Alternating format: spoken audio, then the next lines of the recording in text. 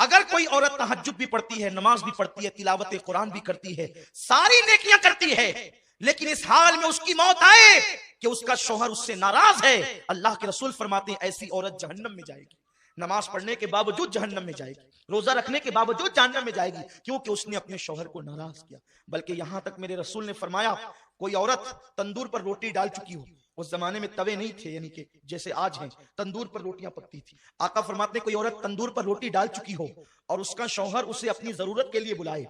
کیونکہ محفل میں سبھی لوگ ہیں، میں بہت حیا کے پردے میں حدیث پڑھ رہا ہوں، عورت نے تندور پہ روٹی ڈال دی ہے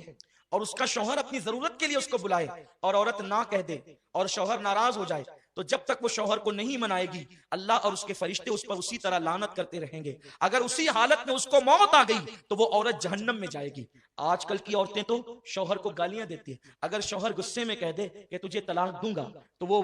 اس کا منہ دبانے کی بجائے یا معافی مانگنے کی بجائے یا اس سے لجاجت کرنے کی بجائے آج کی عورتیں اتنی بے باک ہو گئی ہے کہ یہاں تک ہم نے سنا ہے لوگوں سے، لوگ آ کر کے بتاتے ہیں، ہمیں تو نہیں پتا لیکن لوگ آ کر کے بتاتے ہیں کہ شوہر نے کہا کہ طلاق دوں گا، کہتے ہیں اگر تیرے باپ کا ہوگا تو دے کے بتا۔ استغفر اللہ، جو عورتیں اس قدر بے باک ہو گئی ہو، ایسی عورتیں لعنتی ہے جو اپنے شوہر سے طلاق کا مطالبہ کرتی ہے۔ اللہ اکبر، میرے رسول صلی اللہ علیہ وسلم فرماتے ہیں کہ اگر کسی کے شوہر کے جسم میں پھوڑے پیدا ہو جائیں، پھنسیاں پیدا ہو جائے اور اس سے پیپ بے بے کر کے نکل رہا ہو اور اس کی بیوی اس کو زبان سے چاٹ چاٹ کر صاف کرے تو بھی بیوی اپنے شوہر کا حق ادا نہیں کر سکتی۔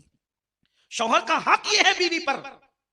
کہ اگر شوہر کے بدن کے زخم کو وہ زبان سے چاٹ کر صاف کرے تو بھی حق ادا نہیں کر سکتی۔ اور اللہ کے رسول صلی اللہ علیہ وسلم فرماتے ہیں اگر میں اللہ کے سوا کسی کو سجدہ کرنے کی اجازت دیتا تو میں عورتوں کو کہتا کہ وہ اپنے شوہر کو سجدہ کرے،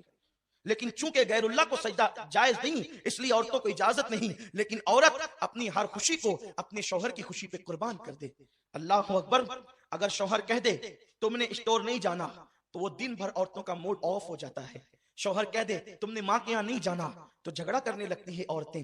پتہ نہیں یہ عورتیں اتنی بے باک کیسے ہو گئی، جن عورتوں کو شوہر کو ستاتے دیکھو سمجھ جاؤ ان کا ٹھکانہ جہنم ہے۔ اللہ کے حبیب صلی اللہ علیہ وسلم فرماتے ہیں کہ میں نے جہنم میں سب سے زیادہ عورتوں کو دیکھا، کیونکہ عورتیں اپنے شوہر کی ناشکری ہوتی ہیں،